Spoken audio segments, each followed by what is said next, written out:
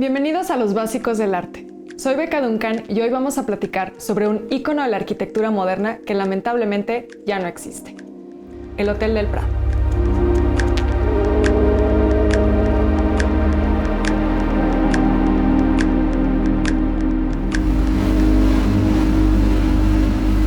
Ya les había contado en otro video sobre el mural Sueño de una tarde dominical en la Alameda Central de Diego Rivera. Si no lo han visto, den clic aquí arriba para ver la historia completa. Bueno, pues ahora les voy a contar a detalle sobre el espacio en el que se encontraba este mural. Como les dije, el Hotel del Prado. Ya les había contado que este edificio se convirtió en un símbolo de la arquitectura mexicana del siglo XX. El proyecto estuvo a cargo de Carlos Obregón Santacilia, quien ya 2 décadas antes se había consolidado como uno de los padres de la arquitectura moderna en México, con la construcción del Banco de México de estilo Art Deco. En la década de los 20, Obregón Santacilia construiría otros íconos más del deco mexicano, como la Secretaría de Salud y la Escuela Primaria Benito Juárez, que de hecho fue su primera obra. El Prado, iniciado en 1933 e inaugurado en 1948 sobre Avenida Juárez, fue otro ejemplo emblemático, inspirado por un lado en los rascacielos neoyorquinos y por el otro en el funcionalismo, corriente iniciada por el arquitecto suizo Le Corbusier. Ahondemos un poquito en esto. Fíjense en las líneas del Hotel del Prado. Pareciera casi como si quisiera imitar un automóvil, ¿no? Bueno, esto es porque a partir de los años 30 surgió un estilo arquitectónico derivado del Art Deco que se conocía en inglés como Streamline, inspirado en el diseño aerodinámico que comenzó a surgir en la industria del transporte. En ese momento, el automóvil y el avión se habían convertido en los símbolos de la modernidad. Le Corbusier, por ejemplo, decía que el objeto más bello que había creado el hombre en su historia era el avión. Ya desde los años 20, la arquitectura había comenzado a imitar las formas de la industria y la arquitectura misma se empezó a concebir como una máquina. ¿Por qué? Entre otras cosas, porque en ese momento se propuso la idea de usar el método de producción en línea, que fue la gran innovación técnica de Ford para crear edificios, y también todo el mobiliario que estaría dentro de ellos. Esto lo escribió de nuevo Le Corbusier en su ensayo de 1923 hacia una arquitectura, que básicamente propone que la arquitectura es una máquina de habitar.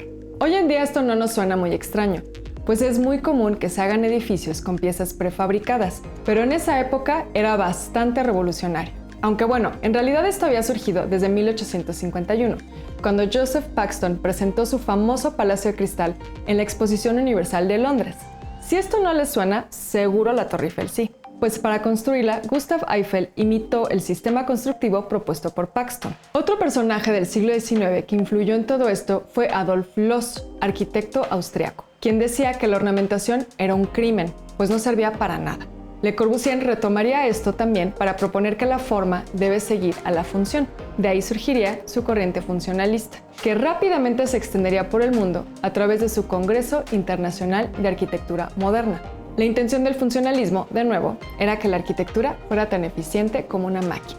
Todo esto también tenía mucho que ver con los rascacielos, pues su construcción jamás hubiera sido posible sin innovaciones técnicas como el acero.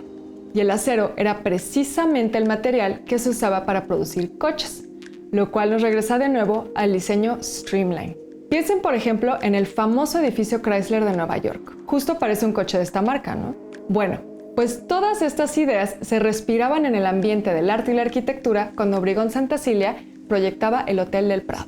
Lo interesante de este edificio es cómo el arquitecto jugó con los volúmenes. A pesar de ser casi como un rascacielos, no era demasiado alto para la proporción de la calle. Bueno, aquí también es importante recordar que antes de que se construyera la Torre Latino, edificios como la Nacional y la Lotería Nacional eran considerados rascacielos en México. Regresando a los volúmenes, fíjense en esas 2 torres que flanquean la entrada. Estas enmarcan el espacio vacío sobre el lobby, que permitían una vista de los árboles de la Alameda y dejaban respirar la fachada, de manera que a nivel de calle tampoco bloqueaba la luz natural. Además, las torres tenían también una especie de volumen escalonado que generaba un espacio de terraza o balcón hacia la calle. Desde estos, los comensales y huéspedes del Hotel del Prado pudieron presenciar tanto las marchas del movimiento estudiantil del 68 como los desfiles del Mundial del 70.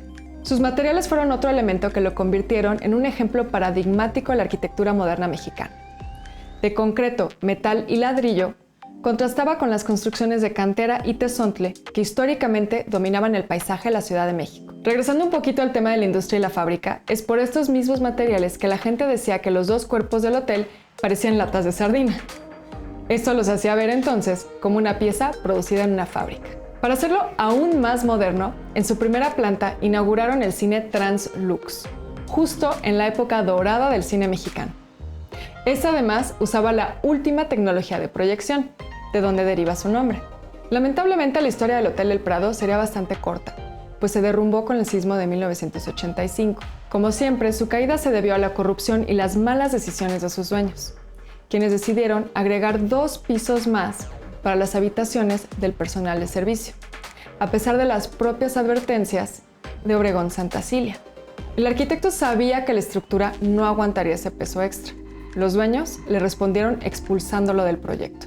El derrumbe del Hotel del Prado sin duda significó una gran pérdida para el patrimonio artístico y la historia de la arquitectura moderna en México. Pero afortunadamente les sobreviven un sinfín de fotos que nos permiten seguir apreciando sus modernas formas.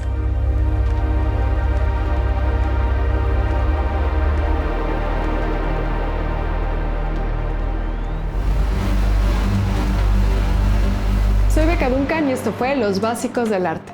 Si les gustó, no se les olvide suscribirse y déjenme sus comentarios aquí abajo.